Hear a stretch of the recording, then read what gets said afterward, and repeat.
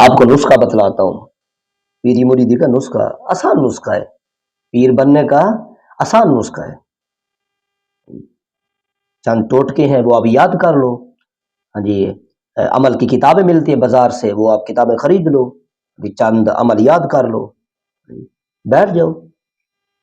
پیری مریدی ایک خالصتاً نفع بخش کاروبار ہے اور بہترین ذریعہ روزگار ہے۔ اگر آپ نے دنیا کے اندر کچھ کرنا ہے، جی آپ نے بینک بیلنس اپنا بڑھانا ہے، ہاں جی آپ نے مال و زر کے اندر اگر آپ نے وافر مقدار بڑھانی ہے، جی وافر مقدار اکٹھی کرنی ہے، تو آپ یہ پیری مریدی والا سلسلہ شروع کر دیں۔ چند کتابیں لیں، عاملین والی کتابیں جو بازار سے مل جاتی ہیں اور سستے داموں کے اندر مل جاتی ہیں، آپ وہ کتاب خریدیں، جی چند دن تک آپ وظائف کریں، جی وظائف کرنے کے بعد آپ بیٹھ جائیں۔ جہل عوام ہے وہ خود بخود آپ کے پاس آ جائے گی۔ پہلے ان کا یقین ان پیروں پر بہت ہی بڑا ہوا ہے، پہلے سے ہی وہ مطلب کہ متمنی ہے کہ کوئی اور پیر ہے، کوئی اور پیر ہے، کوئی پیر ہوگا تو ہماری تسلی ہوگی، کوئی پیر کام کرے گا تو ہماری تسلی ہوگی۔ یہی وجہ ہے کہ شریعت سے ناآشنا ہو چکے ہیں ہم، یہی وجہ ہے، ہمارا یقین اٹھ چکا ہے۔ جسے کہو بھائی سورۃ یاسین پڑھ لیا کر، سورۃ البقرہ پڑھ لیا کر، تو اس کا منہ دیکھنے والا ہوتا ہے۔ سورۃ البقرہ، سورۃ یاسین، یار کوئی تویز لکھ دو، یار کوئی تویز لکھ دو، اور بھائی سورۃ یاسین پڑھ لیا کر، برکت ہوتی ہے گھر کے اندر۔ سورۃ الواقعہ پڑھ لیا کر، رات کو سوتے وقت سورۃ الواقعہ پڑھ لیا کر، سورۃ ملک کی تلاوت کیا کر، صبح اٹھ کر سورۃ یاسین پڑھا کر، یا سورۃ البقرہ کم از کم ایک ہفتے کے اندر ایک مرتبہ پڑھ لیا کر، برکت ہوگی۔ جب آپ اس طرح کے آپ انہیں جوابات ارشاد فرمائیں گے تو ان کی طبیعت دیکھنے والی ہوتی ہے، اس طرح کی گویا کہ انہیں یقین ہی نہیں ہے، اگرچہ وہ منہ سے انکار نہیں کرتے، لیکن ان کی حیات بتلا رہی ہوتی ہے وہ بالکل منکر ہے۔ ان کا یقین تویز دھاگوں پر ہے، ان کا یقین تعویذات پر ہے، ان کا جو یقین ہے وہ عملیات پر ہے، خصوصی قسم کے وہ عملیات جن کے اندر شرک بھرا ہوا ہے، جن کے اندر کفر بھرا ہوا ہے۔ قرآن پر تو ان کا یقین رہا ہی نہیں۔ اگر یقین ہوتا تو وہ قرآن نہ پڑھتے، یقین ہوتا تو وہ نمازیں نہ پڑھتے، بتائیں یار، وہ نمازیں نہ پڑھتے۔ برکت کے لیے نماز پڑھو، انشاءاللہ تبارک و تعالی برکت ہوگی۔ ہاں جی، رزق بڑھانا ہے، رب تبارک و تعالیٰ کی عبادت کے اندر کثرت کرو، تہجد پڑھو، رب تبارک و تعالیٰ سے مانگو۔ کون سی چیز ہے جو رب تبارک و تعالیٰ سے نہیں ملتی یار، بتائیں ذرا؟ ہر چیز ملتی ہے، ہر چیز ملتی ہے، مانگو، دامن تو پھیلاؤ۔ ہم تو مائل بکرم ہیں، کوئی سائل ہی نہیں، راہ دکھلائیں کسے، کوئی راہ رو منزل ہی نہیں۔ کیسے ہو اس راہ پر آنے والا؟ اس کا راستہ تو پیری مریدی کی طرف جاتا ہے، اس کا راستہ تو پیر کی طرف جاتا ہے، مولا کی طرف تو نہیں جاتا۔ اگر مولا کی طرف وہ چلتا، اس راہ کی طرف چلتا، راہ حق کی طرف چلتا ہے، اس راہ عشق کی طرف چلتا، اس راہ ہدایت کی طرف چلتا، تو نمازیں پڑھتا، رب تبارک و تعالیٰ سے دعا کرتا، اے اللہ میں تنگ دست ہوں، میری مدد فرما۔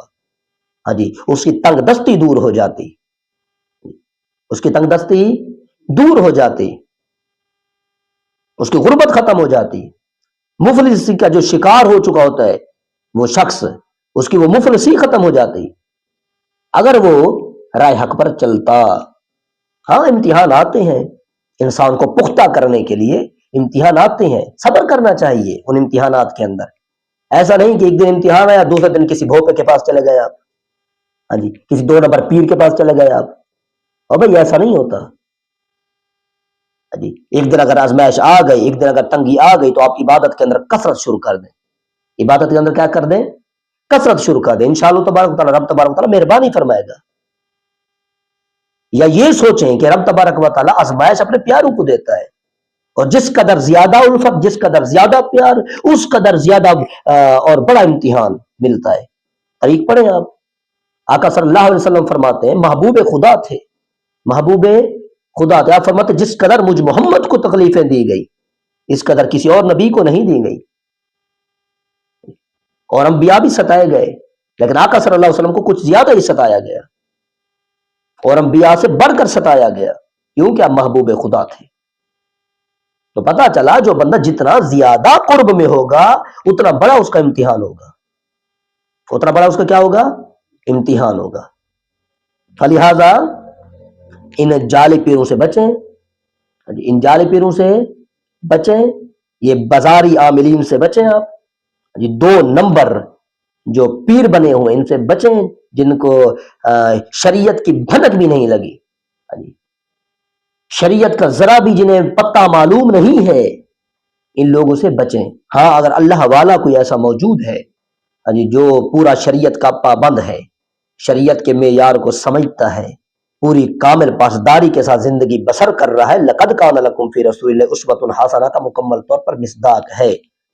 اگر آپ اس کے پاس جاتے ہیں، اس کی صحبت کے اندر بیٹھتے ہیں، کوئی حرج نہیں ہے۔ اور اگر آپ اس سے کہتے ہیں کہ آپ میرے لیے دعا کر دیں، تو اس کے اندر کوئی کسی قسم کی کوئی قباحت موجود نہیں ہے۔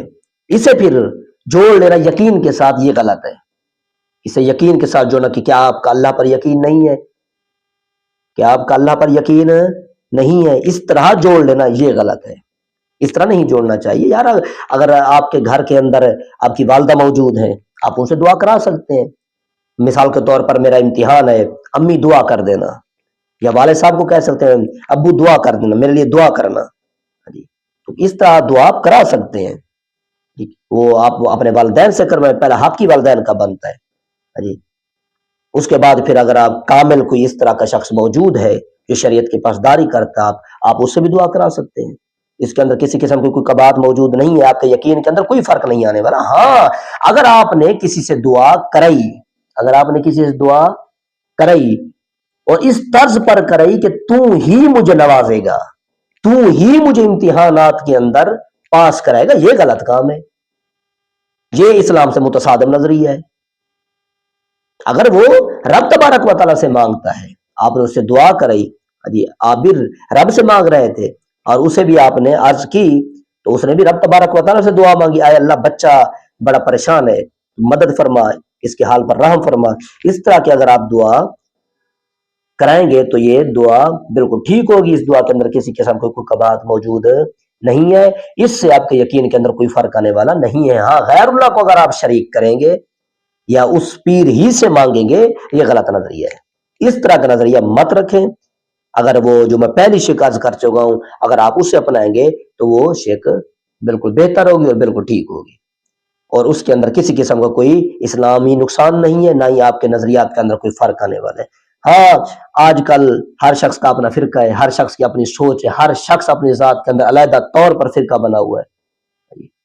ایسے لوگوں کو میں سمجھتا ہوں کہ نہ میں سمجھا سکتا ہوں، نہ کوئی اور جو تحقیق کی دنیا کے اندر رہنے والا شخص ہے، نہ ہی وہ سمجھا سکتا ہے، کیونکہ وہ ایک جماعت کے ساتھ ملا ہوا ہے، ایک فرقے کے ساتھ جڑا ہوا ہے، فلہذا اس فرقے اور اس جماعت کے ساتھ، اس تنظیم کے ساتھ ملنے کی وجہ سے اس کی سوچ محدود ہے، وہ ایک محدود سوچ رکھتا ہے، اس محدود سوچ تک واڑا ہوا ہے، ایک محدود حد ہے جہاں تک وہ سوچ سکتا ہے، بس اس سے آگے اور بڑی سوچ وہ نہیں سوچ سکتا۔ یہی وجہ ہے کہ انقلابی لوگ کم ملیں گے آپ کو۔ کیوں کم ملیں گے؟ کیونکہ محدود سوچ والے لوگ زیادہ ہیں، اور انقلابی جو شخص ہوتا ہے نا، انقلابی شخص، نظریاتی شخص، انقلابی عالم، انقلابی پیر، انقلابی ملا، انقلابی مولوی جو ہوتا ہے، وہ وسیع اور ظرفی کا مظاہرہ کرتا ہے، وہ وسیع اور قلبی کا مظاہرہ کرتا ہے، وہ تنگ نظر نہیں ہوتا، نہ ہی وہ بنیاد پرست ہوا کرتا ہے۔ تو فلہذا اگر آپ اسلامی تصورات سے جڑے ہوئے ہیں، اسلامی نظریات سے جڑے ہوئے ہیں، اسلامی تصدیقات سے جڑے ہوئے ہیں، تو یہ حق فیصلہ ہے جو الحمدللہ رب العالمین میں نے عرض کر دیا ہے۔ پھر آگے مرضی ہے آپ کی، آپ جس طرح کا بھی نظریہ اپنائیں۔ اللہ تبارک و تعالی ہم سب کو ہدایت نصیب فرمائے۔